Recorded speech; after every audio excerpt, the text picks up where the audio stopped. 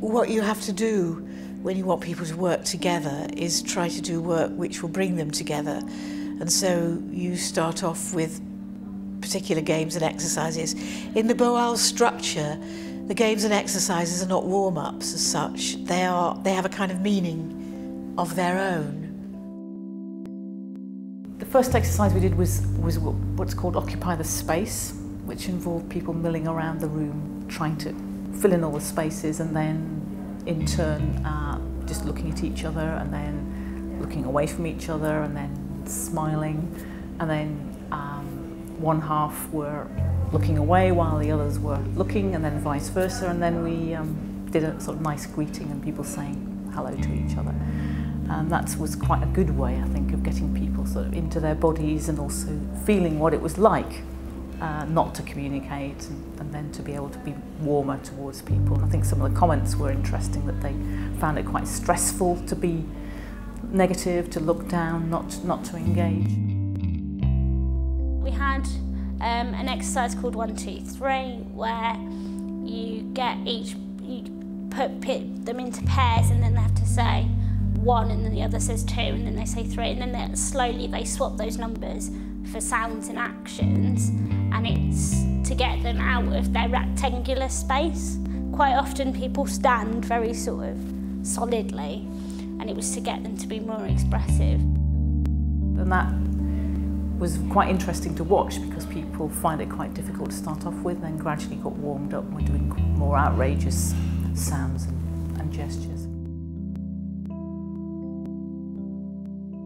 We played a game where you had an object in the middle of the circle, so we had a cup and then we had a chair, and you have to pretend that that isn't the item that it is.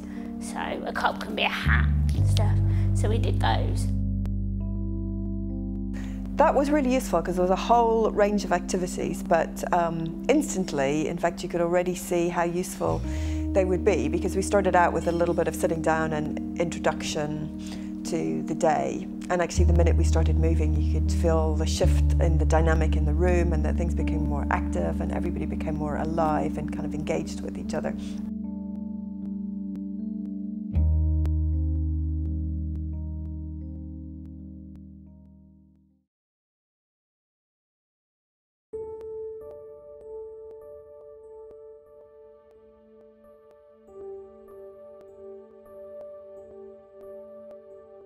The scenarios were asking people to think of particular challenging situations, either from youth work or research situations, where there was a dilemma or a conflict or an issue. Several people suggested possible scenarios, which we then made into a little tableau, and then we chose one to work on. So the group I was working in was looking at research, community-university partnership research, and we then rehearsed a little scene.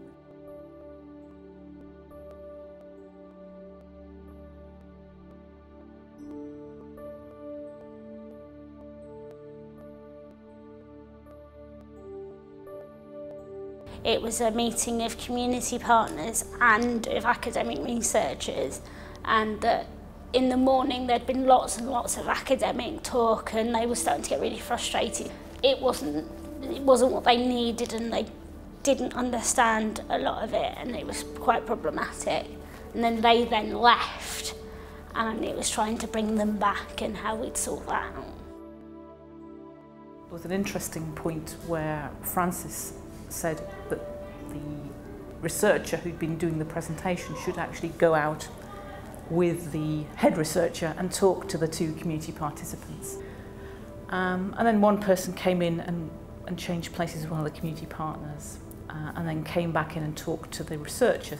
And that changed the dynamics, and it was done in perhaps a slightly more apologetic way, that they were trying to preempt some of the issues that the community partners were raising. So I think it just shows you how you can do something in a slightly different way, or just get a different combination of people, or just a movement into a different space can then shift things forward.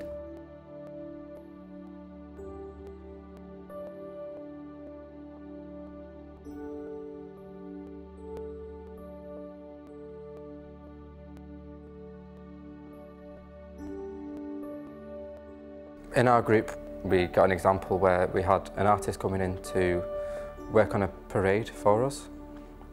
So the young people did some designs of what they would like to wear in the parade.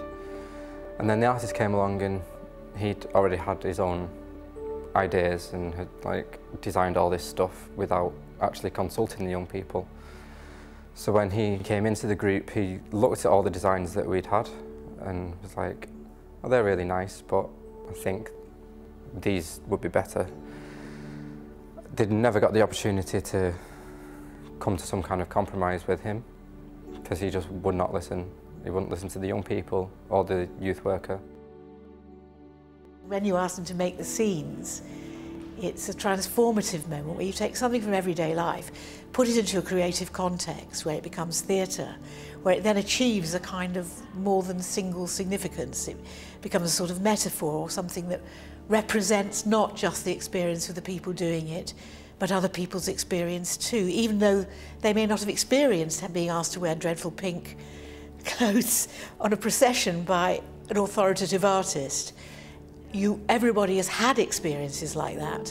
And so at that point you get a kind of cross-fertilisation of everybody's position, and all sorts of thoughts and ideas come which you didn't know maybe that you knew. You then begin to share ideas and share knowledges which you had not shared before, and you do it through action.